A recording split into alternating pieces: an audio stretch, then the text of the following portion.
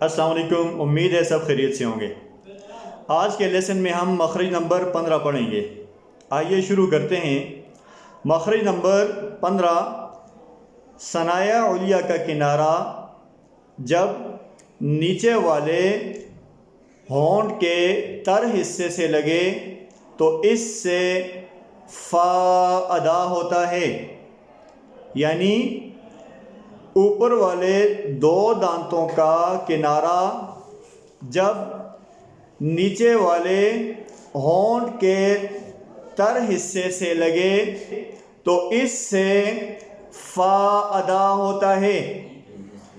فا متحرک کو ایسے پڑھتے ہیں: فا زبر فا، فا زیر فی، فا پیش فو، فا فی فو۔ اس کے ساتھ کسی لفظ میں اگر آ جائے تو ایسے پڑھا جائے گا، جیسے فَلَهُ فَلَهُ۔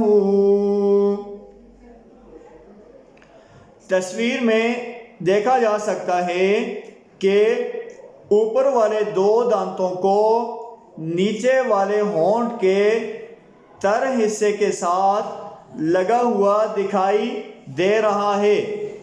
لہٰذا یہ سمجھنا آسان ہے کہ جب ہم اوپر والے دو دانتوں کے کنارے کو نیچے والے ہونٹ کے تر حصے سے لگائیں گے تو اس سے فا ادا ہوتا ہے۔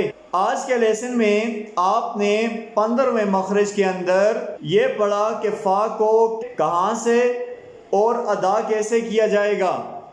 امید ہے آج کے لیسن میں آپ کو سمجھ آ گئی ہوگی۔ اگلی ویڈیو میں نئے لیسن کے ساتھ حاضر ہوں گے، تب تک کے لیے اللہ حافظ، السلام علیکم۔